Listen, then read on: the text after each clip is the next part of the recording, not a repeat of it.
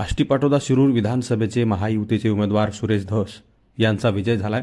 या विजयी सभेमधून भारतीय जनता पार्टीच्या नेत्या पंकजा मुंडे यांच्यावर सुरेश धस यांनी गंभीर आरोप केलेत। सुरेश धस यांनी पंकजा मुंडे आपल्या विरोधात काम करत होत्या।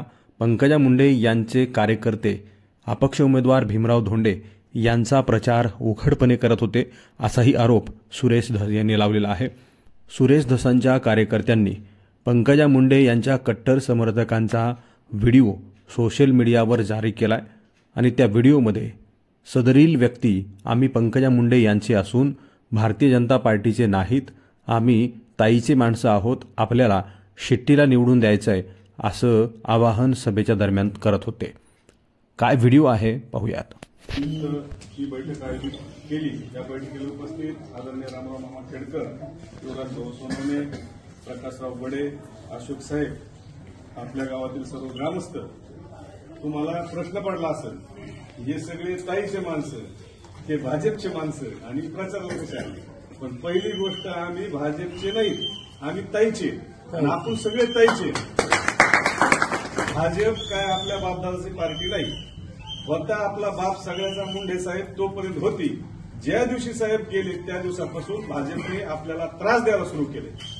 आपलं सोन्यासारखं नेतृत्व, पंकजा ताईला 5 वर्ष घरी बसवलं, ताईचा पराभव षडयंत्र रचून केला गेल्या निवडणुकीत। ठीक आहे, ताई पडल्या आणि त्यांना 5 वर्ष घरात बसवलं। आता लोकसभा लढवायची ताईची इच्छा नव्हती, नाविलाजाने ताईला लढायला लावली, लढली, लढल्याच्या नंतर पाडलं ती। यात पक्षाचाच हात आहे। पक्षाचा हात असा आहे की निवडणूक ऐन रंगात आली आणि त्याच्या 8 दिवस आधी जामखेड कर्जत मध्ये आपण पाहिलं असेल, ते तरुण पोरं सगळे पाहते मोबाईलवर, देवेंद्र फडणवीसनी जामखेडमध्ये येऊन उमेदवारी डिक्लेअर केली। उमेदवारी कुणाली? आष्टीपाटोदा शिरूरची। मतं कोणाचे? ताईचे। आपले लाखो मतं इथं ताईचे आणि उमेदवार कोण डिक्लेअर करतोय? फडणवीस।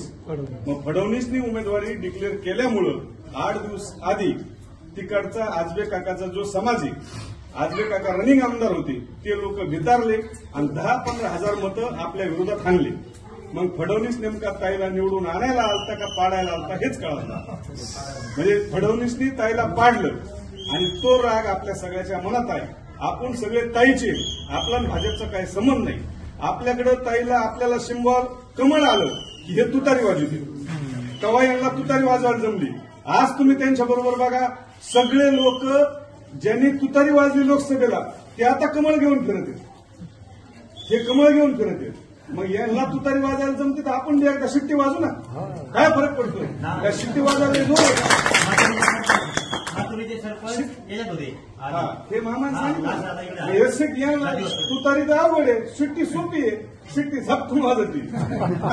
मग त्याच्यामुळे आपल्याला ही शिट्टी वाजायची आणि देवेंद्र फडणवीसनी जे समजा काही डुकरं बिकरं सोडलेत, ते डुकरं पळून लावायचे। म्हणजे ही परिस्थिती आहे। आम्ही बी काय असे परस्पर फिरणार नाही ना।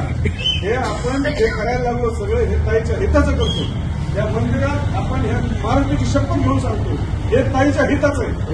हे नेतृत्व आपलं टिकलं पाहिजे।